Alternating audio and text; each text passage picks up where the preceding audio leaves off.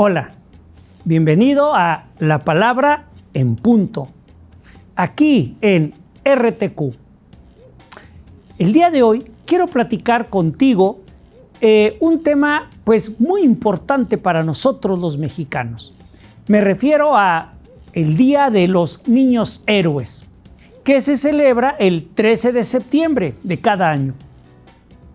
¿Qué pasó el 13 de septiembre de 1847? Bueno, pues fue el ataque al castillo de Chapultepec.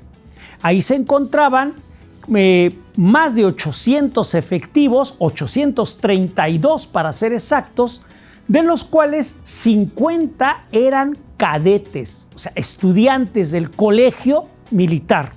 Porque ahí en el castillo de Chapultepec estaba el colegio militar, en aquellos años, en aquel tiempo, mediados del siglo XIX. Y bueno, pues entonces resulta que se lleva a cabo una batalla y hay 6 personas conocidas como los niños héroes que mostraron un gallardo, una valentía, un arrojo de tal magnitud que, bueno, su propio comportamiento dio pie para que cada año los celebremos. Voy a platicarte sobre eso, pero iniciemos. ¿Qué pasó? ¿Por qué fue esta situación? Bueno, años antes, Estados Unidos le había declarado la guerra a México, pues porque quería quedarse con la Alta California, con Nuevo México y, bueno, otros territorios. También, a principios de septiembre, ya había vencido en algunas batallas al ejército mexicano, por ejemplo, la batalla de Molino del Rey, etc. Pero la que quiero, situarme en este momento es específicamente en la batalla que se da o se lleva a cabo en el castillo de Chapultepec, la defensa del castillo de Chapultepec, que era una fortaleza para la entrada, pues ya directa, digamos, a la Ciudad de México. Era una plaza, digamos, importante que había que tomar. Bueno, ¿cuántos eran los efectivos que venían de Estados Unidos? Eran, según los historiadores, 7,000. O sea, venían 7,000 soldados de Estados Unidos que estaban atacando al castillo de Chapultepec. ¿Cuántos había mexicanos defendiendo? 50 cadetes, más otros efectivos, etcétera. En total eran 832. ¿Quién estaba a cargo, en el caso de los mexicanos, de la defensa del castillo? El general Nicolás Bravo. Él había participado en la independencia. Es un gran personaje de la independencia. Bueno, pues él era el responsable de la defensa del castillo, ¿no? Además, resulta que dentro de los cadetes y todos estos efectivos, también estaba el batallón de San Blas. Más adelantito voy a recordar otra vez este batallón y te vas a dar cuenta por qué es sumamente importante el batallón de San Blas. Bueno, pues resulta que, como te digo, eran 50 cadetes. ¿Por qué nada más recordamos a 6? Bueno, porque resulta que los historiadores, y que esto que te voy a decir, hay documentos que están en archivos históricos, tanto de la Defensa Nacional como del INAH, Instituto Nacional de Antropología e Historia, entre otros. Y bueno, que dicen lo siguiente: Nicolás Bravo, el general Nicolás Bravo, dio la orden a los que eran menores, o los más pequeños, menores de edad, que se replegaran, que se hicieran hacia atrás, que no atacaran al enemigo. Sin embargo, hubo algunos que no obedecieron y atacaron. De ellos son de los que te voy a hablar. Bueno, pues estos que atacaron son los llamados posteriormente niños héroes. Antes de entrar en un poquito en cada uno de ellos, quiero decirte, y si eran en realidad niños, quiero decirte que cuando inicia el luto nacional, el 13 de septiembre de cada año, ¿no?, como día de luto nacional en honor a los niños héroes que dieron su patria por la defensa de México, en caso concreto, en la batalla del Castillo de Chapultepec, fue Benito Juárez. Benito Juárez, en 1847, por decreto, dice: cada 13 de septiembre será un día de luto nacional, o será día de luto nacional. Benito Juárez, ¿no? 1847. ¿Sí? Ahora, toma en cuenta que,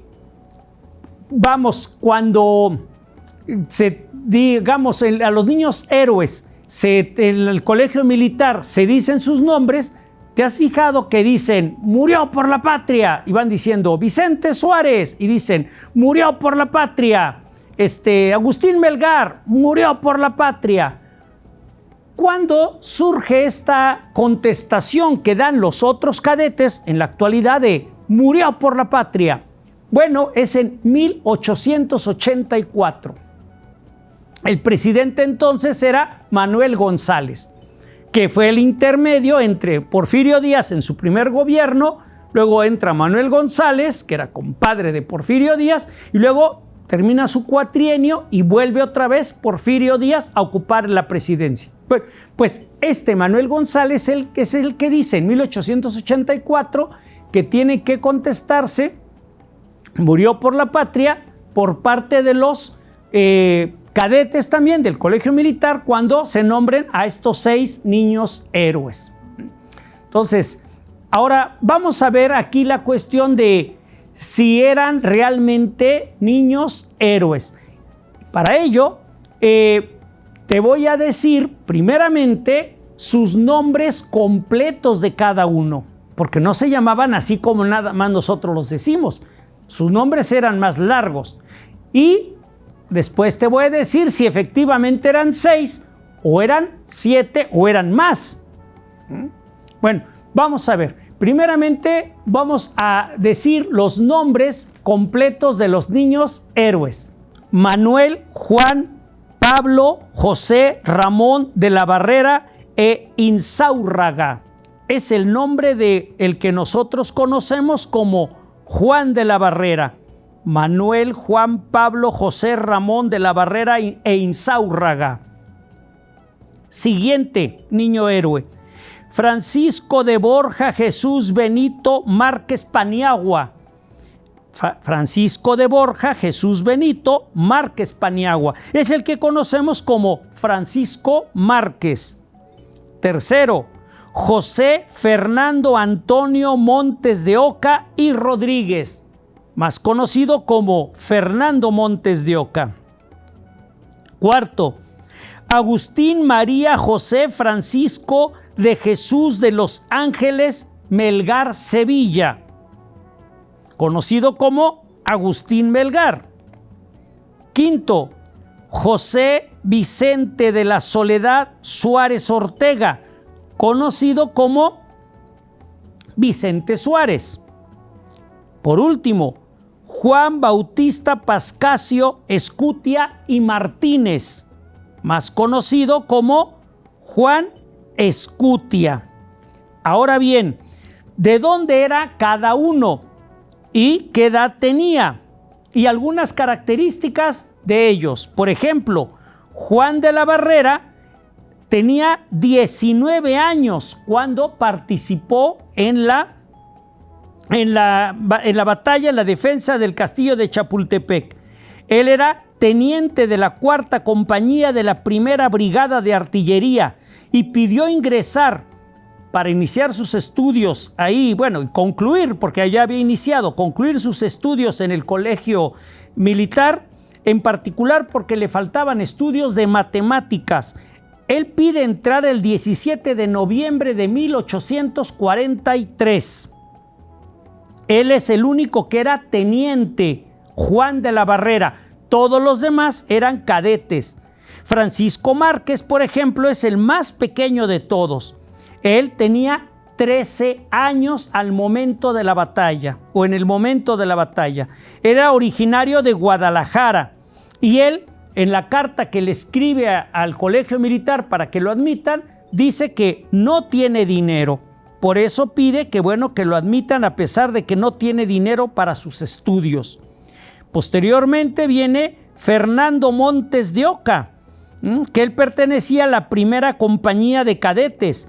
Él era originario de Azcapotzalco, en la Ciudad de México, y él tenía 18 años de edad. Él pidió entrar al colegio el 24 de enero de 1847. Si te fijas, él pidió entrar en 1847, igual que Francisco Márquez, y los dos piden entrar en enero. Nada más que Francisco Márquez pide entrar el 14 y Fernando Montes de Oca el 24 de enero, ambos de enero de 1847. No tenían mucho tiempo de haber entrado al colegio militar. Luego viene Agustín Melgar.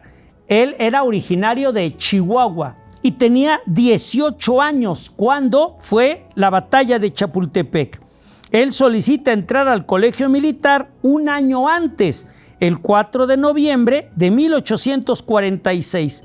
Aquí en su caso hay una discusión histórica porque algunos sostienen que murió el mismo día de la batalla, el 13 de septiembre de 1847. Otros dicen que murió un día después, el 14 de septiembre, no el 13 sino el 14, y con una pierna amputada. Y que por cierto lo había atendido un médico norteamericano para acabarla, ¿no?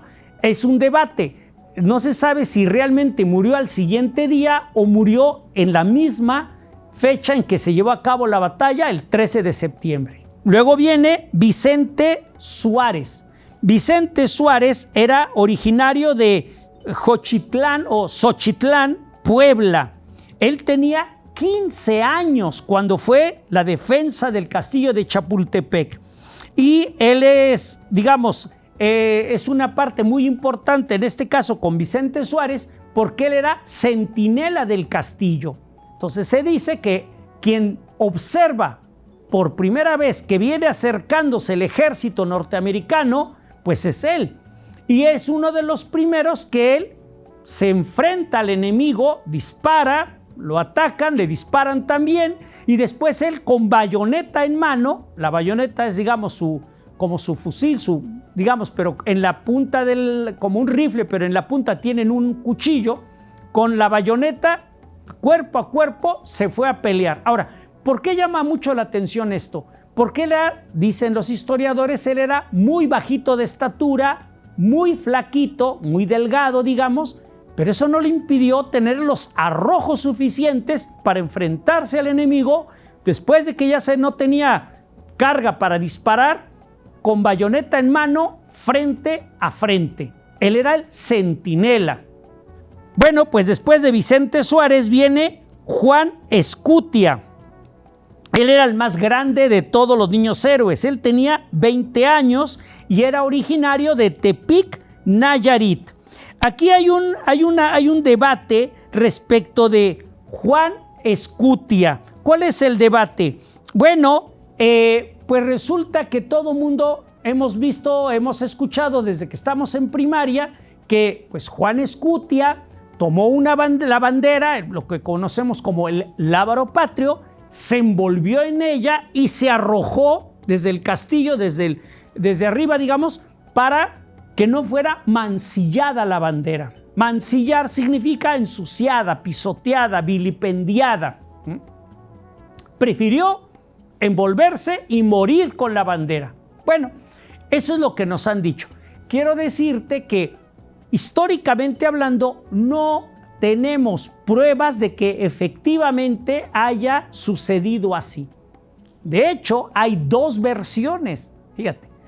Primero, que quizá sí sucedió, la que te acabo de decir, pero la otra es de que el que se aventó no fue él, sino el general Xicoténcatl. ¿Quién era el general Xicoténcatl? Bueno, Xicoténcatl era el que estaba al frente del batallón de San Blas. ¿Te acuerdas que hace un momento te dije el batallón de San Blas? Bueno, pues se supone, algunos historiadores dicen que el que realmente se aventó fue Xicoténcatl. Se aventó con la bandera. Pero en ambos casos no los historiadores no contamos con evidencias, digamos, fuentes primarias que pudiéramos decir, efectivamente, se puede corroborar, se puede demostrar con estas evidencias, bueno, de que se aventó, ya sea Juan Escutia o el general Xicoténcatl, Felipe Xicoténcatl. Bueno, ahora bien, ¿qué característica tienen todos estos niños héroes? Excepto Juan Escutia. Fíjate, todos los primeros 5 que te dije, de todos hay cartas escritas, documentos escritos de puño y letra de ellos, con su firma, donde solicitan entrar como alumnos al colegio militar, que estaba, repito, en el castillo de Chapultepec. Hay documentos. Estos documentos están en el archivo de la Defensa Nacional, de la Sedena, repito. Están sus pinturas, todo el mundo conocemos las pinturas de los niños héroes, pero bueno, los documentos, y están sus firmas. Y ahí dicen, por ejemplo, además de la firma que ellos ponen y su carta, están los escritos donde les contestan a lo que ellos están diciendo. ¿Qué dicen? En algunos casos, me falta concluir mis estudios. Otro dice, no tengo dinero. Otro, me faltó cursar matemáticas. Otro, o sea, hay documentos históricos, materiales, con los cuales podemos demostrar que efectivamente, uno, sí existieron los niños héroes. Te digo esto porque hay personas que dicen, es que no es cierto, los niños héroes ni siquiera existieron. ¿Cómo que no? Claro que existieron, ¿no? Ahora, ¿por qué omití al último, Juan Escutia? Es algo curioso. Él era el más grande, te dije, él tenía 20 años, los otros tenían 18, ¿no? 15, 13 el más pequeño. Bueno, pero de Juan Escutia no hay un documento escrito de puño y letra, con su firma, así, que diga, bueno, yo soy Juan Escutia y quiero entrar, bla, bla, bla. Sin embargo, sí hay documentos de sus descendientes que hablan de él. Caso concreto, el de una nieta, no directamente de él, sino es una sobrina nieta, que cuando se cumple el centenario de la defensa del castillo de Chapultepec, es decir, esto sucedió el 13 de septiembre de 1847. Bueno, pues en 1947, o sea, 100 años después, en 1947, su sobrina nieta escribe diciendo pues que es viuda, que no tiene hijos, que ella es descendiente, da todos los documentos para comprobar, demostrar, etcétera, y pide una pensión al gobierno. Dice, bueno, pues denme para mis últimos días, soy una señora ya de edad avanzada, etcétera. Y hay otros historiadores también, bueno, ella no es historiadora, ella es su descendiente, pero también hay historiadores que dan cuenta que efectivamente sí existió. Aquí la cuestión está en que si él estaba en el castillo y no hay documentos, pues entonces, ¿quién era él? Fíjate que en los documentos de la Sedena se le reconoce como cadete. ¿Te acuerdas que todos son cadetes? Bueno, menos uno. Bueno, él es cadete. Entonces sí estaba ahí estudiando. ¿Cuál es la cuestión? Aquí, perdón, lo que se cree es que probablemente él no pertenecía de manera directa como los demás cadetes al colegio, sino que él era parte, y eso es lo que proponen algunos historiadores, él era parte del batallón de San Blas. Fíjate, aquí está la cuestión. Quizá Juan Escutia era o pertenecía al batallón de San Blas. Ahora, ¿por qué es importante el batallón de San Blas?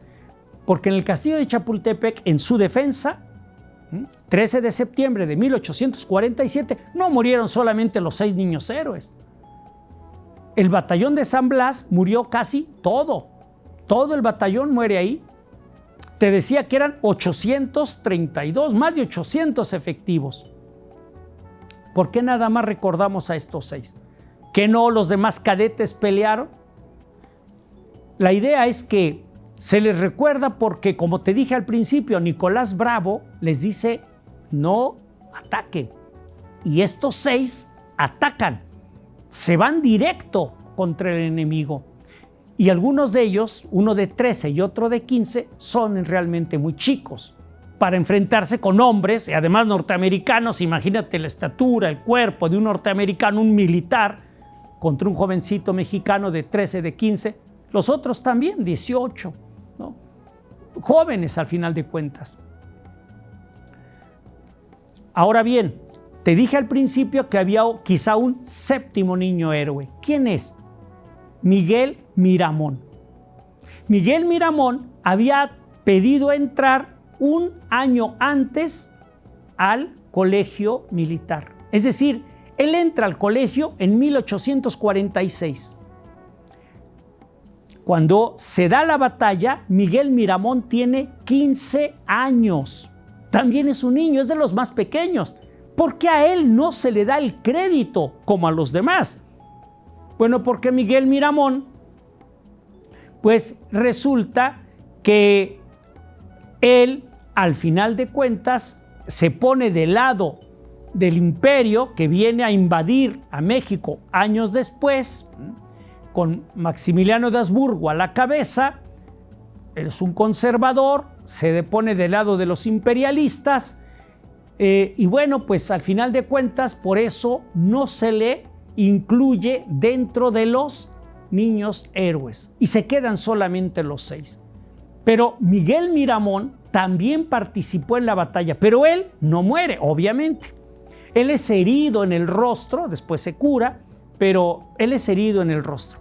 Entonces tenemos que hay, para concluir, que hay documentos históricos que están en resguardo de archivos históricos que dan cuenta fehaciente, uno, de que sí existieron; dos, que podemos ver la edad que tenía cada uno; tres, que están sus rúbricas, sus firmas, ¿no? 4, que no sabemos si realmente Juan Escutia se avienta en la bandera o es Xicoténcatl, pero al final de cuentas lo importante es de que sí existió también, aunque era el más grande, fíjate, tenía 20 años. Ahora bien, todo esto nos lleva, para concluir, pues a lo que te dije al principio. Día de luto nacional, 13 de septiembre, bueno, por la batalla en 1847, a partir de Benito Juárez. Él decreta esto en 1847. Posteriormente, como te dije al inicio, en 1884, Manuel González es el que va a decir que los cadetes, y eso se hace todavía, tienen que decir, cada vez que dicen el nombre de uno de ellos, murió por la patria. Eso es a partir de 1884. Bueno, pues espero que haya sido de tu interés, sobre todo en estas fiestas patrias de septiembre, y que pues de alguna manera recordemos que estos jóvenes, estos muchachos, al final de cuentas, dieron su vida por nosotros. De hecho, cuando leemos las cartas dicen, quiero servir a mi patria, quiero estar a favor, o sea, dice uno, caray, o sea, tan chiquitos, y decían, yo quiero servir a mi patria, quiero dar algo por ella. Qué importante su labor, su acción, para dejarnos, digamos, un sentido patriótico, no patriotero, sino patriótico de lo que significa ser mexicano. Defender la soberanía, defender la patria. Y se defiende, a final de cuentas, con nuestra propia conducta en el día a día. Bueno, pues sin más, te espero en una siguiente edición de La Palabra en Punto, y te recuerdo que puedes ver los programas anteriores en YouTube. Pones La Palabra en Punto RTQ en YouTube y vas a ver los programas anteriores. Y también mi programa, mi canal que tengo, Martín Hurtado, en YouTube. Y nos vemos en una siguiente edición de La Palabra en Punto. Hasta entonces.